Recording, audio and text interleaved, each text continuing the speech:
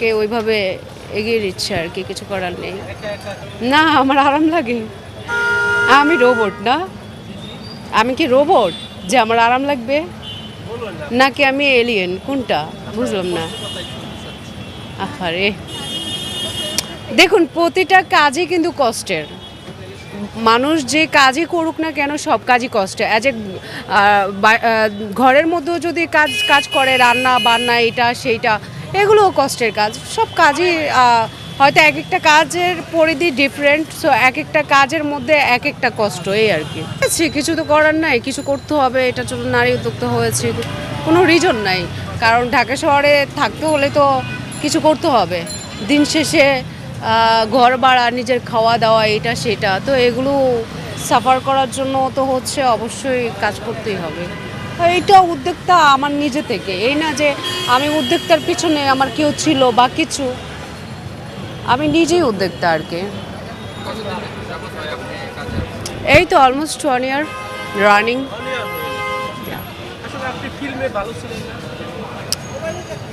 না, ফিল্মে ওরকম কাজ পাইনি বলেই তো এই উদ্যোগটা নিয়েছে, তাই না? কাজ পেলে তো অবশ্যই ওই লাইনটা ছেড়ে এই লাইনে আসতাম না। আগের মানুষগুলো ভালো কাজ করেছে, নায়িকা পপি, শাবনূর বলেন, পূর্ণিমা, তাদের সময়কার কাজ হয়েছে এবং কাজের পরিধি অনেক ছিল। কিন্তু এখনকার যুগে তো ওই কাজকর্ম ওরকম নাই, সেটা তো সবাই দেখতেছে। কাজ করছে যারা, ওই যে বললাম, যারা একটু হচ্ছে বা জনপ্রিয়তা অর্জন করেছে। হ্যাঁ, তো সুপারস্টার আমাদের সাকিব খানই কাজ করেই যাচ্ছে। নতুন করে আর সাকিব খানও হচ্ছে না, নতুন করে শাবনূরও হচ্ছে না। ব্যর্থতা কোথায় সেটাও বুঝতে পারছি না। সেটা তো আমার আগেও বলা কওয়া ছিল যে যদি ভালো গল্প হয়, সম্মানের সাথে কাজ হয়, অবশ্যই কেন করব না। ভালো পেমেন্ট হবে, সব মিলিয়ে অবশ্যই কাজ করব। আমি ফিল্মের মানুষকে ঘৃণা করি না, ওইটা রং হবে। আমি বলছি আছে, ধরেন 100-র মধ্যে 99%ই ওইখানে হচ্ছে এই টাইপসের আজীব। সেখানে গিভ অ্যান্ড টেকের বিষয় তো আছে, গিভ অ্যান্ড টেক ছাড়া তো কোথাও কাজ হয়। এখন মানে আমার সাথে যদি কোনো গিভ অ্যান্ড টেক হয়, আমি তো সেটা বলবো না বা পাবলিশ করব না যে গিভ অ্যান্ড টেক হচ্ছে। আমি একজনের রুমে যাচ্ছি, ডিরেক্টরের রুমে যাচ্ছি, প্রডিউসারের রুমে যাচ্ছি, আমি কাজ করতেছি। এটা কি কোনো মেয়ে মানুষ বলবে? জীবনও তো বলবে না। তো সে কে জানবে কি করে? আসলে এটা কি ফিল্মের যে জায়গাটা, সেখানে একটু কেন হচ্ছে জানে, কারণ ফিল্মের মানুষজন একটু হচ্ছে আপডেট বা সোশ্যাল মিডিয়া সবাই জানে। কিন্তু বাইরে কিন্তু আরও বেশিও হয়, বাইরেও কিন্তু সুযোগ পেলে কেউ মানে ছাড়বে না। আর ওই যে আমি একটা জিনিসই জানি যে নারীর সে সবসময় সেফ থাকে, নারী সেফ থাকে তার হচ্ছে বাবা মায়ের কাছে, হয় তার হাজব্যান্ডের কাছে, বা নিজের কিছু পয়সা করে আছে, যদি একটা বিজনেস করে, সেইভাবে নারী আসলে নিজেকে রক্ষা করতে পারে, প্রোটেক্ট করতে পারে। দ্যাটস ওয়াই এমনি আসলে এই যুগে অনেক ট্রাপ নারীদের, কারণ আমাদের বাংলাদেশে ম্যাক্সিমামই নারীরা এখনও হেনস্থ হচ্ছে। এই না যে এখনও নারীরা ভালো আছে, সব দিকে এই যে টিচ হচ্ছে। আমরা রাস্তাঘাটে চলাফেরা করি, এই যে এখন বলবে যে ড্রেস আপের প্রবলেম নাকি চোখের প্রবলেম নাকি চরিত্রের প্রবলেম, সেটা আর দেখবে না। বাচ্চারাও কিন্তু রেপ হচ্ছে, তো বাচ্চাদেরও কি ড্রেস পরাবে? তো এই হলো আমাদের বাঙালির মেন্টালিটি, আসলে দিন দিন খুবই খারাপ অবস্থায় যাচ্ছে আর কি। না, ওইভাবে না, মানে কিছু আছে না, ব্লাডি সান কতগুলো থাকে যে যাদের হচ্ছে ফ্যামিলিগত সমস্যা, জন্মের সমস্যা, তো তারা হয়তো কিছু রং কথা বলে, সবাই তো এক না। তবে আমি তো কেমন মেয়ে জানেন, যে কেউ রং কথা বলারও সাহস পায় না, একেবারে সাথে সাথে ধুয়ে দিই। হ্যাঁ, কারণ হচ্ছে আমি এরকমই, কারণ যে অন্যায় করবে আমি ফাইট করি, আমি তাকে ছাড়ি না। আর অন্যায় যে করে সে আমার বাপ হোক, আমি তাকে ছাড়বো না, এটা আমার মধ্যে কাজ করে। তবে অ্যাপ্রিসিয়েটটা বেশি পেয়েছে। হ্যাঁ, ভালোবাসা পেয়েছি।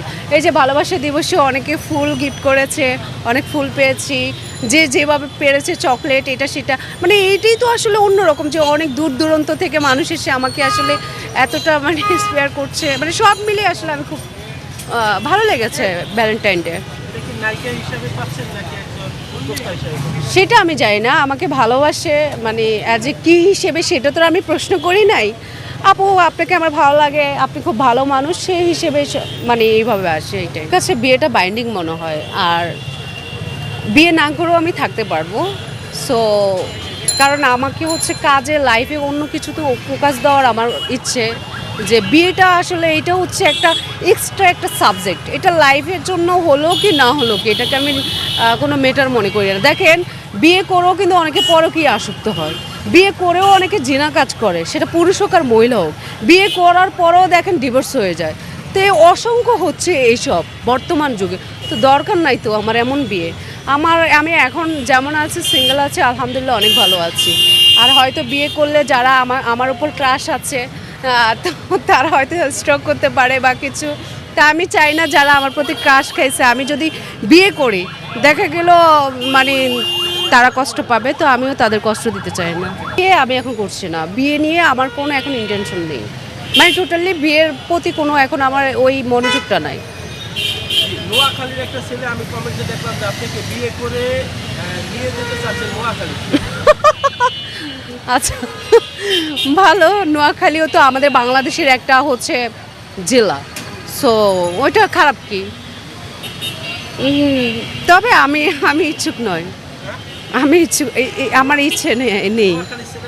না না আমার ইচ্ছে নেই, না না আমার মানে কারণ কোনো কিছু নেই, মানে নোয়াখালী মানে আমার আমার এসবের প্রতি কোনো ইচ্ছে নাই এখন।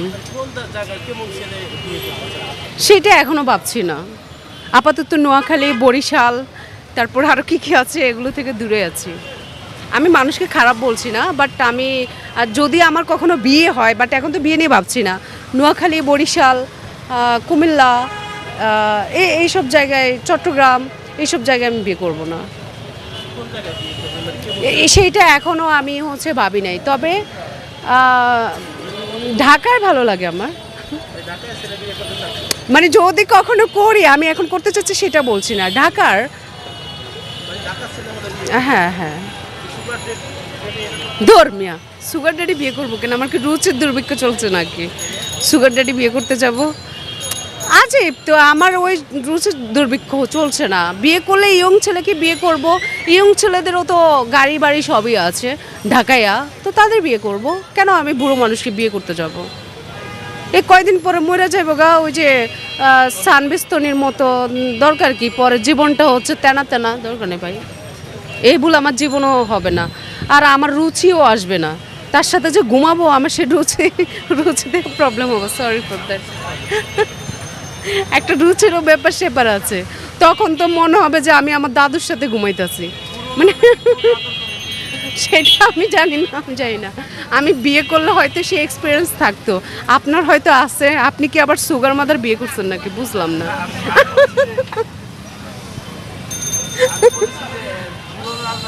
এই সেইটা তো আপনি কি করে জানেন? আমি তো এগুলো জানি না। না আমি সেটা জানি না। আমি জানি ইয়ংরা রোমান্টিক হয় বা কিছু, তো সবাই তো আর রোমান্টিক হয় না, মানুষ বুঝে রোমান্টিক হয়।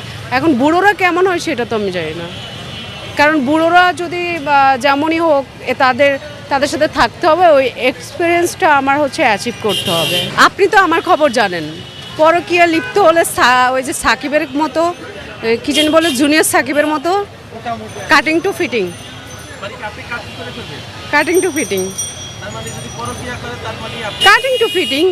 হয়তো জোড়া লাগাইছে, আরও জোড়াও লাগাইতে দিতে মনে হচ্ছে।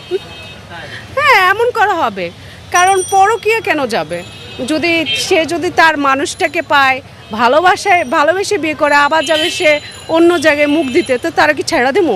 আর আপনারা তো অবশ্যই জানেন যে আমি কেমন, কারণ খারাপকে আমি কখনো ছাড় দিই না, আর সেটা আমার স্বামী হোক আর আমার বাপ হোক, ছাড়বো।